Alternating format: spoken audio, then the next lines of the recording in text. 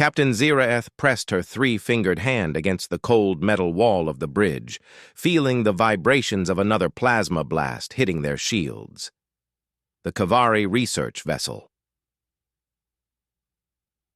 Peaceful Dawn shuddered under the assault, its hull groaning like a wounded animal. Through the transparent aluminum viewports, she could see the sleek black ships of the Threnody Empire closing in like hungry predators. "Shields down to 12%, reported her chief engineer, his blue skin pale with fear. "We can't take much more of this." Ziraeth's mandibles clicked nervously as she watched her crew scramble around the bridge. They were scientists, not soldiers. The Peaceful Dawn was equipped for research, not war. They had been studying the ancient ruins on the dead world of Kepler 442c when the Threnody fleet had appeared out of nowhere, demanding they surrender their findings. "Captain," called out her communications officer, "the Threnody are hailing us again." "Put them through," Ziraeth said, straightening her slight frame. The holographic display flickered to life, showing the imposing figure of Admiral Vrexitar. His scaled face was marked with ritual scars, and his red eyes glowed with predatory hunger. The Threnody were known throughout the galaxy as ruthless conquerors, taking what they wanted and destroying what they couldn't use. "Kavari vessel," Vrexitar's voice rumbled through the speakers. "You will surrender the artifact you discovered, or we will take it from your wreckage. Your primitive shields cannot protect you much longer." Ziraeth felt her heart racing. The artifact they had found in the ruins was unlike anything she had ever seen. It was a crystalline device that seemed to pulse with its own inner light, covered in strange symbols that her team couldn't translate. According to their scans, it was at least 50,000 years old, predating any known civilization in this sector. "Admiral," she tried to keep her voice steady, "we are a peaceful research vessel. We're willing to share our discoveries with the galactic community through proper channels." Vrexitar's laugh was like grinding metal. "The Threnody Empire recognizes no authority but its own. You have 30 seconds to beam over the artifact, or we will board your ship and take it by force. Your crew will make excellent slaves in our mining colonies." The transmission ended, leaving the bridge in tense silence. Ziraeth looked around at her crew. They were good people, dedicated scientists who had spent years studying the mysteries of the universe. They didn't deserve to die or spend their lives in Threnody slave camps. "Captain," her science officer, Dr. Kilan, approached her workstation. "I've been studying the artifact more closely. I think it might be some kind of communication device." "Communication device?" Ziraeth's antennae twitched with interest. "The symbols on it match some of the markings we found in the ruins. I think it was left behind by whoever built that civilization. But here's the strange part. Some of the energy signatures it's emitting are similar to quantum entanglement patterns. It might be able to send messages across vast distances instantaneously." Another plasma blast rocked the ship, throwing several crew members to the floor. The lights flickered, and Ziraeth could smell the acrid scent of burning circuits. "Shields at 7%, the engineer reported. "Hull breaches on decks 4 and 5. Ziraeth made a decision that would change the course of galactic history. "Dr. Kalan, can you activate that device?" "I think so, but I have no idea what message it might send or where it would go." "At this point, it doesn't matter. If it's a distress beacon, maybe someone out there will help us. If not, at least we tried something." Dr. Kalan nodded and carefully lifted the artifact from its protective case. It was about the size of a human head, multifaceted like a complex crystal, with veins of silver light running through its translucent structure. As soon as she touched it, the artifact began to glow brighter. "The symbols are changing," she reported excitedly. "It's responding to biological contact. I think it's trying to interface with my nervous system." "Is it safe?" Ziraeth asked, though she knew they were running out of options. Unknown, but our shields will fail in the next few minutes anyway. The Threnody ships moved closer, their weapons charging for what would likely be the final assault. Ziraeth could see boarding pods being prepared on their hulls. Soon, her crew would face a fate worse than death. "Do it," she commanded. Dr. Kalan closed her eyes and concentrated. The artifact's glow intensified, and suddenly the symbols began flowing like liquid light across its surface. The device emitted a low humming sound that seemed to resonate through the ship's hull. "I'm seeing images," Dr. Kalan said, her voice distant. "A great civilization that spanned the galaxy millions of years ago. They faced a terrible threat, something that consumed entire star systems.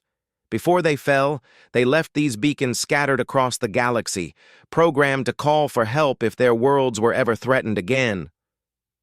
The artifact pulsed once, then again, each pulse growing brighter and more intense.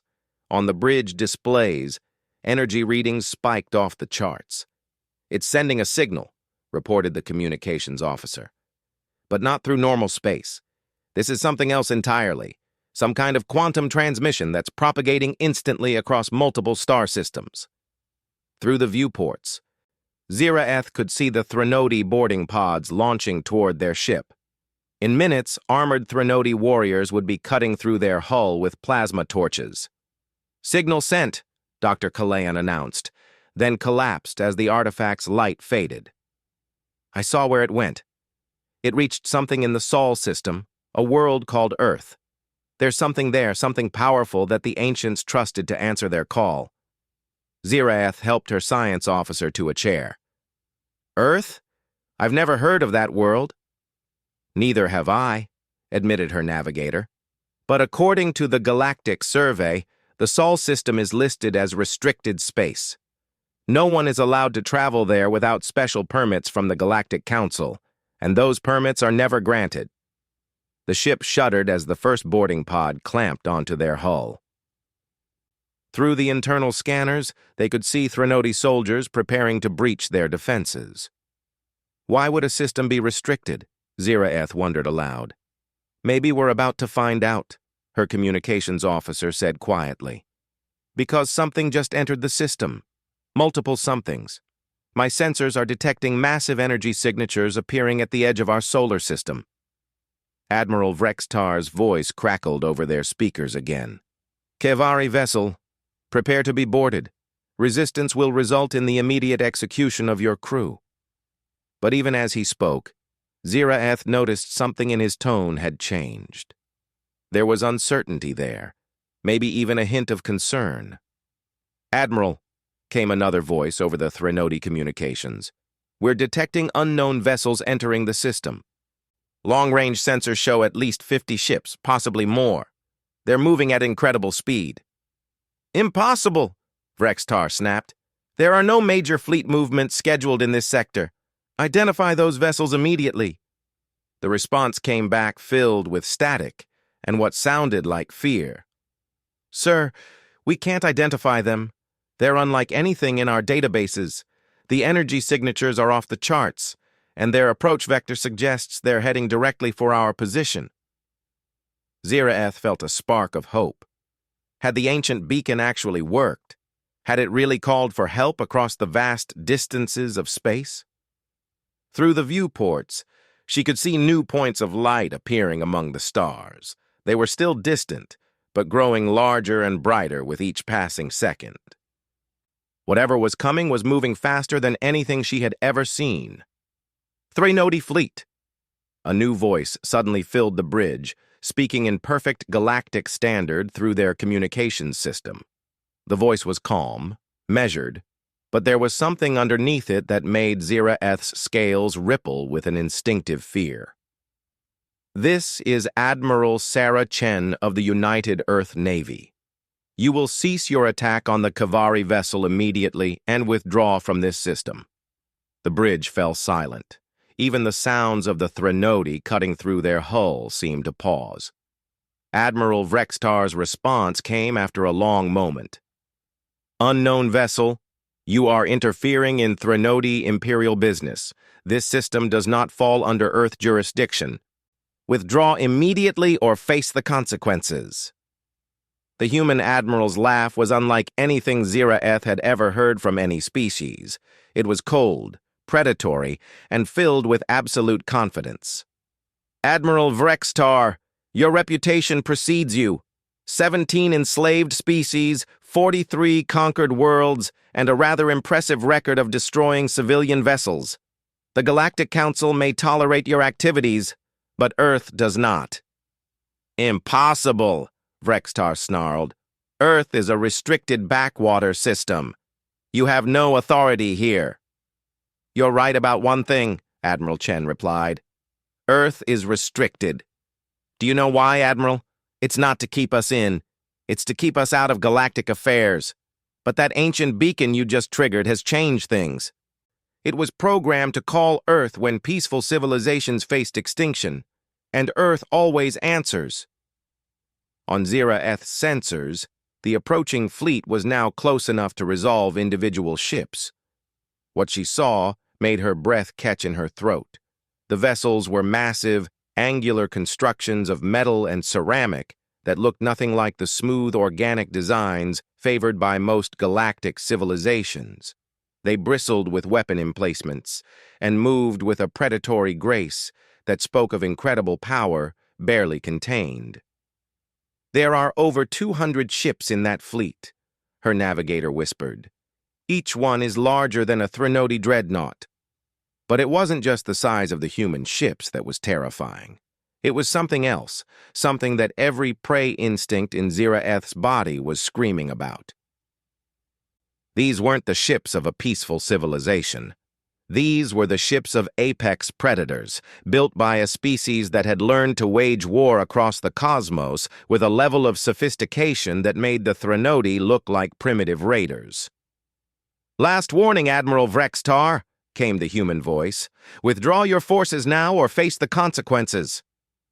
Through her sensors, Ziraeth could see the Threnody fleet repositioning, their ships forming battle formations.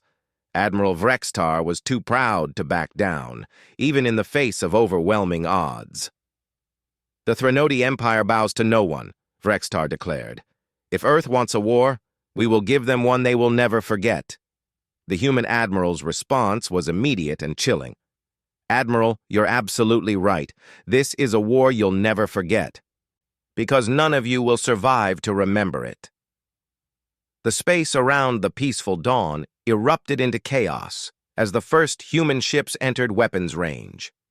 Ziraeth had witnessed space battles before, but nothing had prepared her for what she was seeing now. The human vessels didn't engage in the traditional exchange of long-range plasma fire that characterized most galactic conflicts. Instead, they moved with a coordination and precision that was almost frightening to behold. Admiral Vrexatar's flagship, the massive dreadnought Eternal Conquest, opened fire first. Streams of crimson plasma lanced across space toward the lead human ship, a massive vessel that her sensors identified as the UES Retribution. The Threnody weapons were powerful enough to vaporize a city, but as they struck the human ship's shields, something impossible happened. The energy was absorbed and redirected. The human ship's hull began to glow with the absorbed plasma energy, and suddenly that energy was fired back at the Threnody fleet in concentrated beams that cut through their shields like they were made of paper. How is that possible? Dr. Keelan whispered, staring at the tactical display in disbelief. The answer came from the human admiral's open communication channel. Adaptive energy shields, courtesy of Earth's finest engineering minds.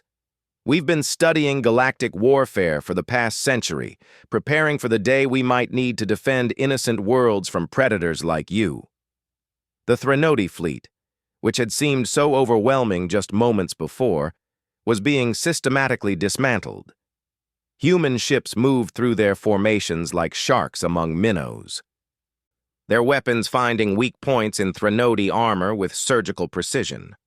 But it wasn't just the technology that was terrifying. It was the way the humans fought. There was no hesitation, no mercy, no quarter given. When a Threnody ship's shields failed, the humans didn't disable it.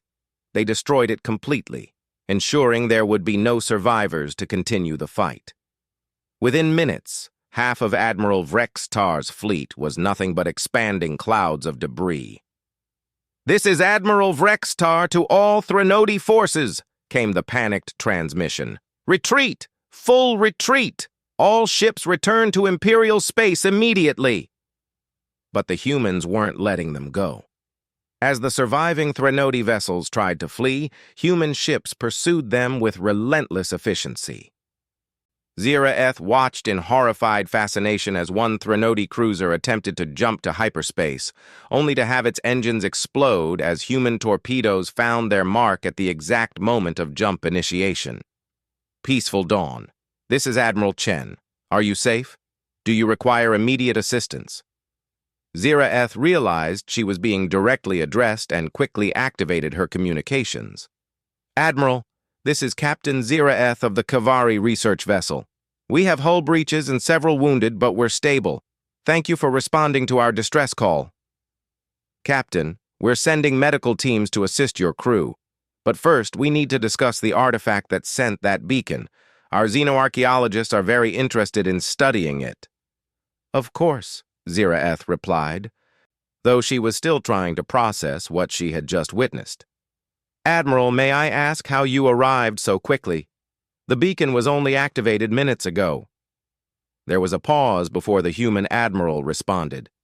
"Captain, that beacon didn't just send a distress call. It opened a temporary wormhole directly to Earth. We've been studying reports of similar artifacts for decades, preparing for the day one of them might be activated. When it happened, we had a fleet ready to respond within minutes." The implications of what Admiral Chen was saying began to dawn on Ziraeth. "You mean Earth has been monitoring the galaxy without anyone knowing?" "In a manner of speaking, yes. The restriction on travel to the Sol system isn't just about keeping outsiders away from Earth. It's also about giving us the freedom to observe and prepare without interference from galactic politics." A new ship appeared alongside the Peaceful Dawn. Sleek, smaller than the dreadnoughts, but clearly advanced beyond anything in Ziraeth's experience. Docking tubes extended from its hull and connected to their ship with perfect precision. "Captain," her communications officer reported, "we're receiving a boarding request from the human medical team." "Grant it," Ziraeth said, then paused, "and prepared to receive guests who might not be what we expect." The airlock cycled, and the first human stepped aboard the Peaceful Dawn. Ziraeth's breath caught in her throat. She had seen images of humans in the galactic databases, but those pictures hadn't captured the reality of standing in front of one of Earth's children. The human was tall, nearly twice Ziraeth's height, with a muscular build that spoke of evolution on a high-gravity world. Her skin was dark, her eyes were sharp and intelligent, and she moved with the fluid grace of a natural predator.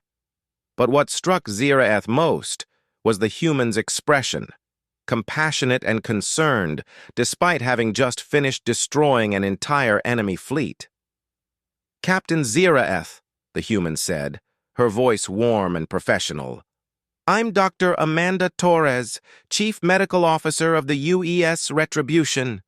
We're here to help with your wounded and assess any damage to your ship."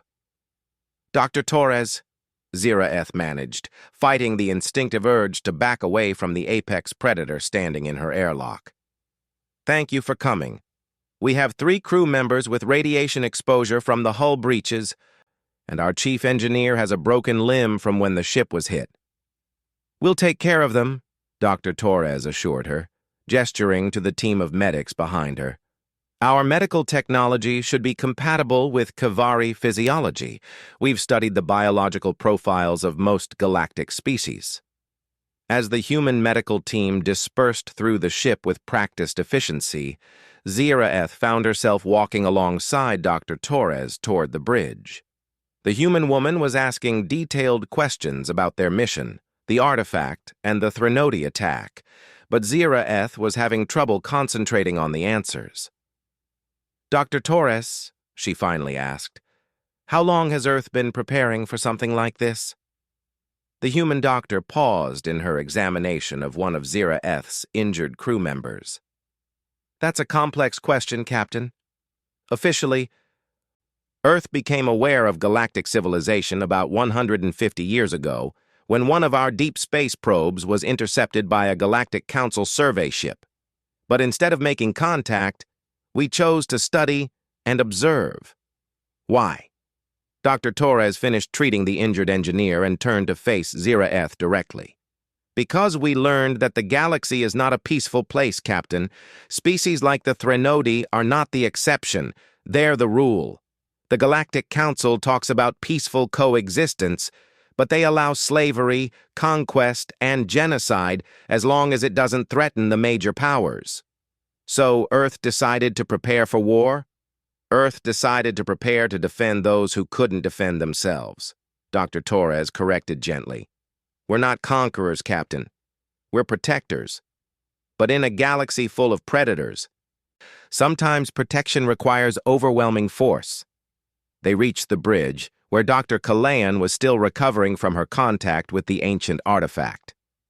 Dr. Torres immediately knelt beside the Kavari scientist and began scanning her with a handheld medical device. "Interesting," she murmured. "The artifact left some kind of neural imprint. Dr. Kalan, can you tell me what you experienced when you activated it?" Dr. Kalan looked up at the human doctor with wide eyes. "I saw the history of the beings who created it. They called themselves the Vanguard, and they ruled a peaceful galactic federation millions of years ago. But something came from outside the galaxy, something that consumed entire star systems. The Devourers," Dr. Torres said quietly. "We found references to them in other ancient ruins." "You know about them?" Zira-eth asked in surprise. "Earth has been investigating ancient sites throughout the galaxy for decades. We've pieced together parts of the story. The Vanguard fought a war against entities from outside our galaxy, beings that consumed matter and energy on a scale that's hard to imagine. The Vanguard eventually drove them back, but at enormous cost. Their civilization never recovered." Dr. Kalayan struggled to sit up. "But before they fell, they scattered these beacons across the galaxy. They were programmed to activate if peaceful civilizations faced extinction, sending a call for help to any species that might be capable of answering." "And the beacons were programmed to call Earth specifically?" Zira-eth asked. Dr. Torres exchanged a look with Dr. Kalan before answering. "Not Earth specifically. They were programmed to call any species that met certain criteria. A species that had evolved on a high-gravity death world. A species with a natural inclination toward protecting others, a species with the technological capability and military sophistication to face galactic-level threats." The implications hit Zira-eth like a physical blow. "You mean the Vanguard specifically designed these beacons to call forth a species like humanity?" "It's possible," Dr. Torres admitted. "The ancient records we've found suggest that the Vanguard studied the evolution patterns of thousands of worlds, looking for species that might develop the characteristics needed to defend the galaxy against threats like the Devourers. But why hide from the Galactic Council? Why the restriction on the Sol system?" "Because the Council is weak," a new voice said from the airlock. Admiral Chen herself had come aboard, and her presence filled the bridge with an aura of barely contained power. "They allow species like the Threnodi to exist because they're afraid of the chaos that would result from actually enforcing justice. But justice delayed is justice denied, and innocent beings like your crew suffer the consequences." Admiral Chen was everything Dr. Torres was, but amplified. Taller, more muscular, with eyes that seemed to see everything at once. She moved with the confidence of someone who had never encountered a problem that couldn't be solved with sufficient application of force and intellect. "Admiral," Zira-eth managed, "what happens now?" The Threnody will report what happened here to their empire. They'll demand retribution from the Galactic Council. Admiral Chen's smile was predatory. Let them. Earth has been preparing for that eventuality as well. The time for hiding is over, Captain. Your activation of that beacon has given us the justification we needed to take a more active role in galactic affairs. You're going to war with the Galactic Council? Not war, Admiral Chen corrected. Revolution. There are dozens of species throughout the galaxy who are tired of living under the threat of predators like the Threnody. They've been waiting for someone strong enough to stand up to the established order. Now they have that someone. Through the viewports, Ziraeth could see more human ships arriving. Not just warships, but massive vessels that her sensors identified as colony ships, factory ships, and mobile space stations. Earth wasn't just sending a rescue fleet, they were sending an entire civilization's worth of resources. How many ships do you have? She asked in awe. Enough, Admiral Chen replied simply. Captain, I need to ask you something important. The beacon that Dr. Kalan activated, it's not the only one. Our xenoarchaeologists have identified at least 17 other beacon sites across the galaxy. If they're all activated simultaneously, it would send a much stronger signal. A signal to what? Admiral Chen's expression grew serious. We don't know, but based on the ancient records, we believe it would call forth something the Vanguard left behind as a last resort. Something they created to defend the galaxy if the Devourers ever returned. The thought sent chills through Ziraeth's body. Do you think they might return? Unknown. But the fact that these beacons exist suggests that the Vanguard thought it was possible. And if they do return, the galaxy will need every advantage it can get. Dr. Kalayan spoke up from her medical bed. Admiral, in my vision I saw something else. The Vanguard didn't just disappear. They transformed themselves into something else. Something that exists outside normal space and time, waiting for the call to return. Admiral Chen nodded grimly. We suspected as much. Captain Ziraeth, we're going to need your crew's help. The Kavari are some of the galaxy's finest archaeologists and scientists. If we're going to find and activate the remaining beacons, we'll need experts who understand ancient technologies. Ziraeth looked around at her crew, seeing the mixture of fear and excitement in their faces. They had come to this system as simple researchers and found themselves at the center of a galactic transformation. What exactly are you proposing, Admiral? Admiral Chen gestured toward the massive holographic display that her technicians had installed on the bridge of the Peaceful Dawn. The three-dimensional map showed the entire galaxy, with 17 points of light pulsing in different sectors. These are the locations of the remaining Vanguard beacons, she explained to the assembled Kavari crew. Some are on dead worlds like the one you discovered. Others are hidden in asteroid fields, ancient space stations, or buried beneath the surfaces of inhabited planets. Each one will require a specialized team of archaeologists, linguists, and technicians to safely activate. Ziraeth studied the map carefully. The beacon locations were scattered across the galaxy, many of them in dangerous sectors controlled by hostile species or unstable phenomena. Admiral, this is a massive undertaking. It could take years to reach all of these sites. We don't have years, Admiral Chen replied grimly. Our long-range sensors have detected anomalous readings at the edge of the galaxy. Something is disturbing the cosmic background radiation in patterns that match ancient Vanguard warnings about Devourer activity. Dr. Kalan, now fully recovered from her contact with the artifact, leaned forward with interest. You think they're already returning? We think they never completely left, Dr. Torres interjected. The ancient records suggest that the Devourers exist partially outside normal space-time. They probe the galaxy's defenses constantly, looking for signs of weakness. And the removal of the Vanguard's protection would definitely qualify as weakness, Admiral Chen added. Captain, we need to activate all 17 beacons within the next 6 months. Each activation will strengthen the signal and increase the likelihood that whatever the vanguard left behind will respond. Ziraeth felt the weight of responsibility settling on her shoulders. What about the Galactic Council? They won't simply allow Earth to operate freely throughout their territory. Admiral Chen's expression hardened. The Council's authority is about to be challenged in ways they can't imagine. As we speak, human diplomatic teams are making contact with oppressed species throughout the galaxy. The Kalari slave colonies, the Vorthon refugee fleets, the Ixian resistance fighters. They're all receiving offers of Earth's protection and support. You're starting a galactic civil war, Ziraeth breathed. We're ending one that's been going on for millennia, Admiral Chen corrected.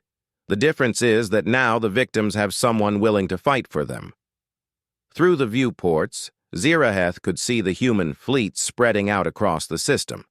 Some ships were heading toward the edge of the system to establish defensive positions, while others were beginning survey operations on the planets and moons. Earth was clearly planning to stay. Admiral, her navigator interrupted, we're receiving a priority transmission from the Galactic Council. It's being broadcast on all frequencies. Put it through, Admiral Chen commanded.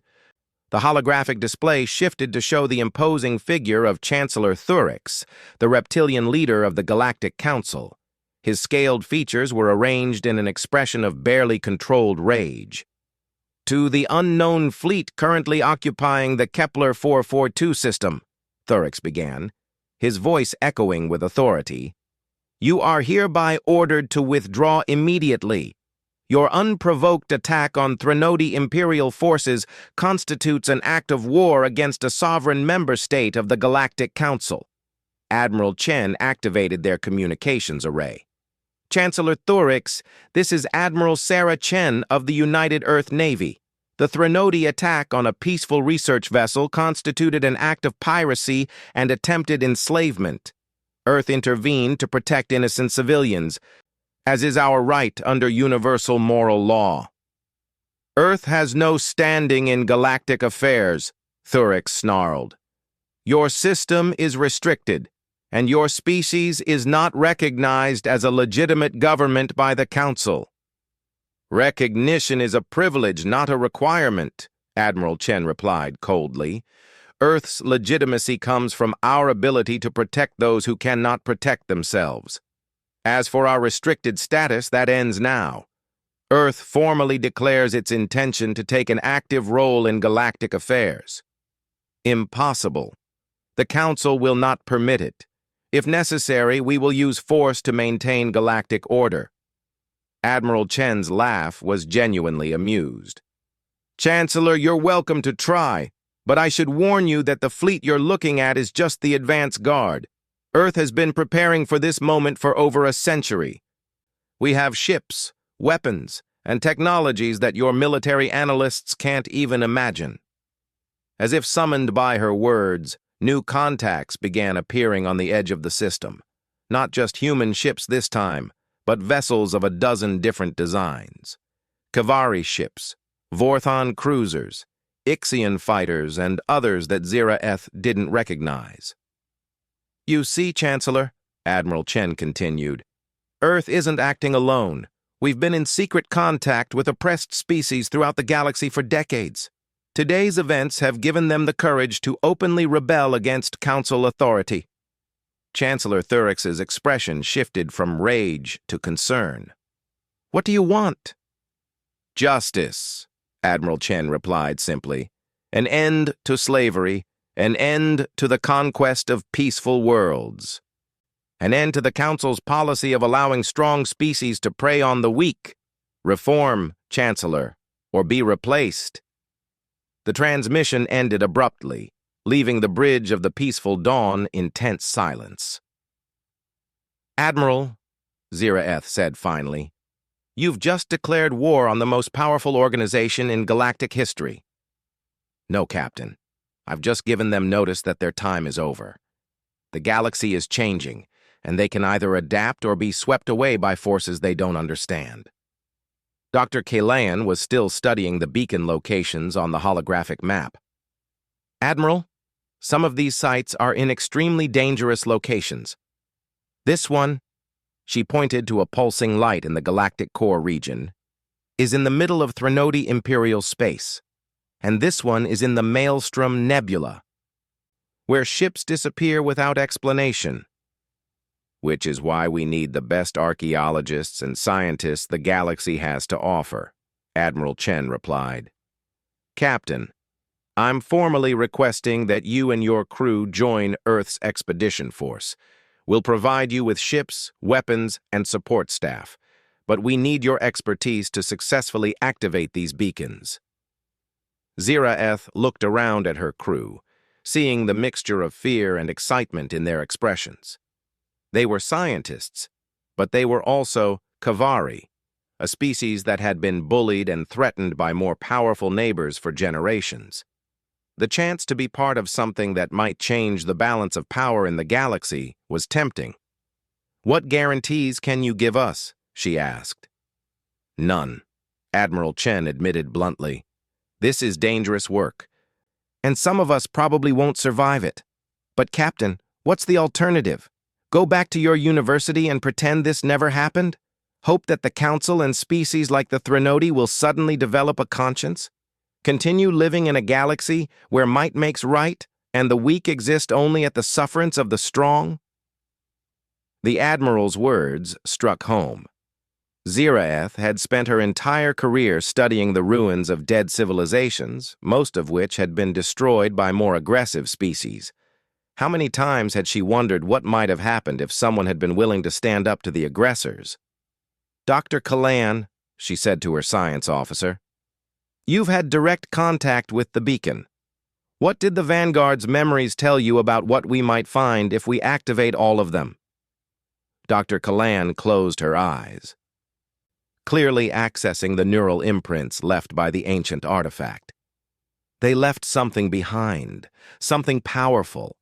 Not just technology, but the Vanguard themselves, transformed into beings of pure energy and thought. They've been waiting in a dimension parallel to ours, ready to return if the galaxy faced extinction. And you believe the Devourers represent that level of threat? The memories suggest they do. The Devourers aren't just invaders, Captain. They're entropy given form, cosmic forces that exist to unmake ordered matter and energy. If they return in force, every civilization in the galaxy will face extinction. Admiral Chen nodded grimly. Our xenoarchaeologists have reached similar conclusions. The Vanguard beacons aren't just a call for help. They're the activation keys for a weapon system that spans the entire galaxy. What kind of weapon? Ziraeth asked. We're not entirely sure. But based on the energy readings we've detected from activated beacon sites, we believe the Vanguard created a network that can tap into the fundamental forces of the universe. When fully activated, it should be capable of repelling or destroying threats on a galactic scale.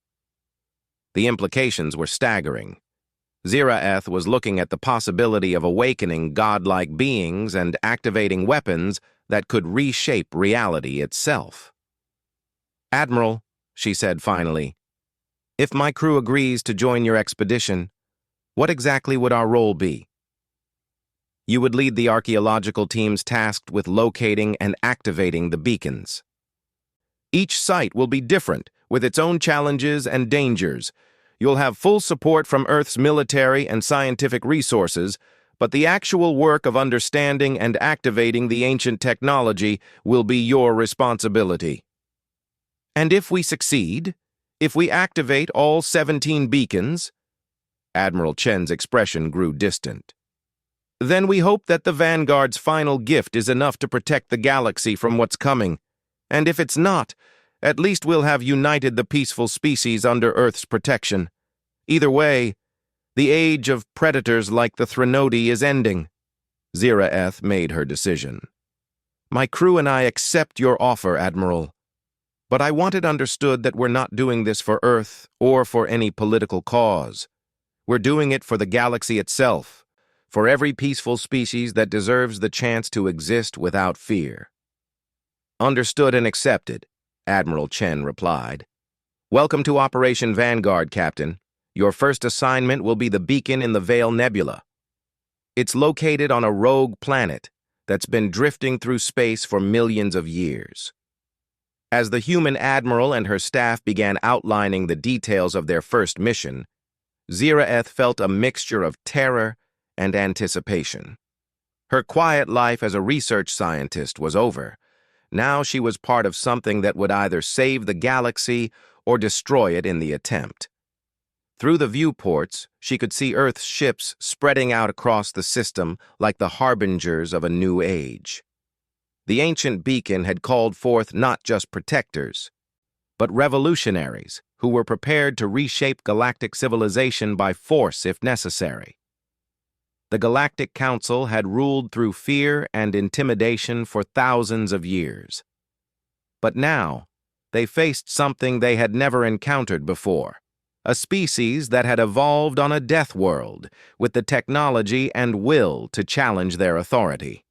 The SOS that had called forth Earth's fleet would echo throughout galactic history as the moment when the age of predators ended and the age of protectors began. And Ziraeth and her crew would be at the center of it all, unlocking the secrets of a civilization that had faced the end of everything and left behind the tools to ensure it never happened again.